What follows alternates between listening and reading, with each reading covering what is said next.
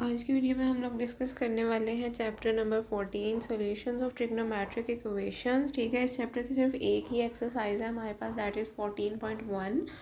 और सबसे पहले देख लेते हैं कि ट्रिग्नोमेट्रिक इक्वेशंस बेसिकली होती क्या है। तो equations containing at least one trigonometric function are called trigonometric equations. के वो तमाम इक्वेशंस जो कि कंटेन कर रही हैं eight least one trigonometric function, उन्हें क्या कहेंगे? Trigonometric equations. तो मोर देन वन भी हो सकती हैं, 3 4 5 6 ज़्यादा भी हो सकती हैं।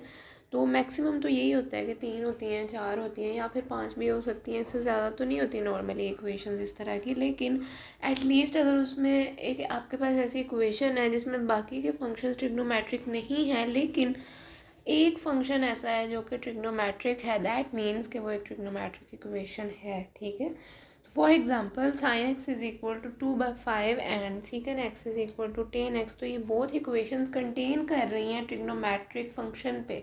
ठीक है, तो इसका क्या मतलब है कि ये क्या है? ये ट्रिग्नोमेट्रिक इक्वेशंस हैं। तो क्वेश्चन नंबर 1 पे आ जाते हैं। Find the solutions of the following equations which lie in the period 0, 2 पाई और you can say which lie in the interval 0, 2 पाई। तो हमारे पास चार जो हैं वो कंडीशंस दी हुई हैं। पार्ट 1 को डिस्कस करते हैं आज की वीडियो में।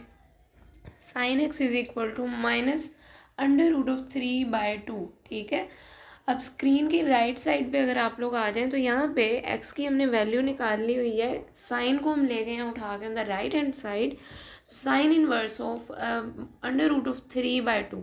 ठीक है, √3/2 अगर आप साइंटिफिक कैलकुलेटर को यूज़ करते हैं और इस वैल्यू को जो है वो असाइन करते हैं तो साइन इनवर्स ऑफ √3/2 है, that is equal to 60 degrees. ठीक है, that is equal to 60 degrees. और 60 डिग्री किसके इक्वल होता है? That is equal to π/3। हमने थ्योरी में पढ़ा हुआ है।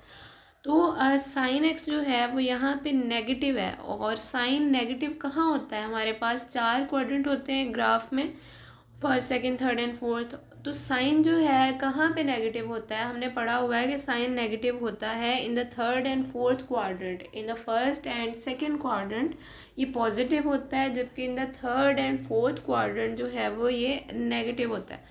तो रेफरेंस एंगल जो है दैट इज़ π/3, जैसा कि अभी हम लोगों ने डिस्कस किया on the right hand side of the screen, अभी आप लोग देख सकते हैं।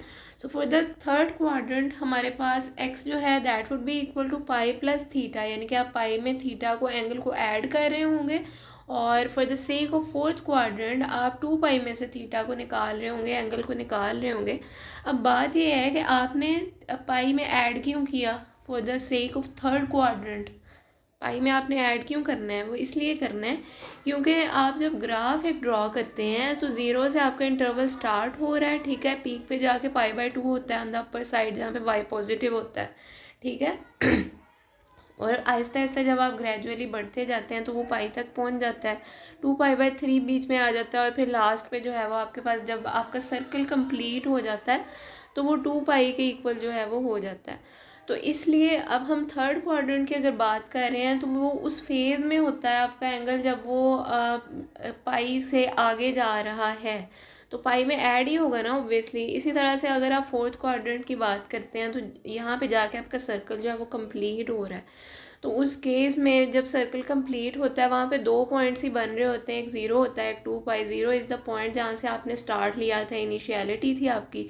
और 2π यानी कि जब आपने सर्कल कंप्लीट किया ग्राफ का तो वो 2π जो है वो हो गया, कंप्लीट हुआ ना एंगल, तो वो वहीं पे होता है 2π पे।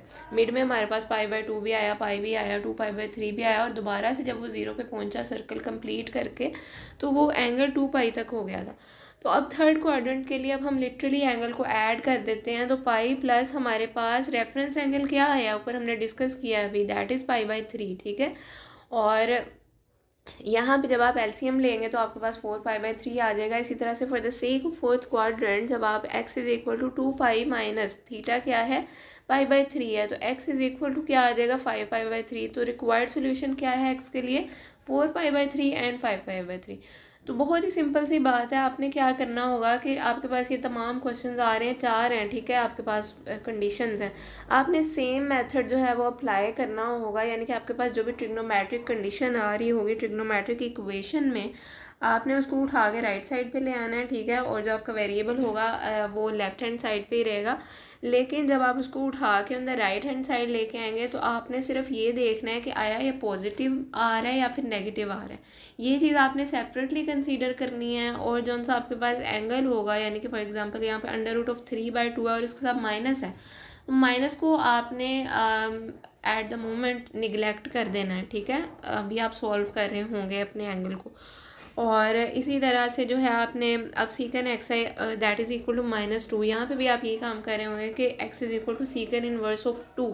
आपने इस चीज़ को कंसीडर करते हुए आपने अपना रेफरेंस एंगल फाइंड आउट करना है और माइनस को निगलेक्ट कर देना है। माइनस को आपने बाद में जो है वो हाईलाइट करना है और फिर उस पर वर्किंग करनी है, देखना है कि नेगेटिव कहाँ आ रहा है। ये तमाम ग्राफ में जो है आपका ट्रिग्नोमेट्रिक फंक्शन कहाँ पे नेगेटिव आ रहा है या फिर कहाँ पे पॉजिटिव आ रहा है। पॉजिटिव का साइन, अगर प्लस का साइन नहीं भी लिखा हुआ, that is an understood thing कि यहाँ पे प्लस का साइन है, ठीक है। तो वो वाली चीज़ है आपने देख लेनी है कि प्लस कहाँ कहाँ पे है, ये वाला ट्रिग्नोमेट्रिक फंक्शन जो कि मेंशन है इन द गिवन कंडीशन। और इसी तरह से नेगेटिव के साइन के हवाले से भी आपने देख लेना है कि ये जो ट्रिग्नोमेट्रिक फंक्शन मेंशन है इस कंडीशन में ये कहाँ पे आ रही है, ठीक है, कौन से क्वाड्रेंट में आ रही है। फिर उसी के हवाले से आपने वर्किंग करनी है। आप उसको 2π/3 में ऐड कर रहे होंगे या फिर 2π में से माइनस कर रहे होंगे या फिर आप पाई में से माइनस कर रहे होंगे, तो वो इंशाल्लाह हम अपनी अगली वीडियोज़ में डिस्कस करेंगे बाकी तमाम पार्ट्स को। तो होपफुली अगर आपको समझ आ गई हुई है तो आप लोग कमेंट सेक्शन में ओके लिख सकते हैं और फर्दर मुझे गाइड कर सकते हैं कि कौन से टॉपिक पे आप लोग वीडियोस जो हैं वो देखना चाहते हैं। अंटिल देन, अल्लाह हाफिज़।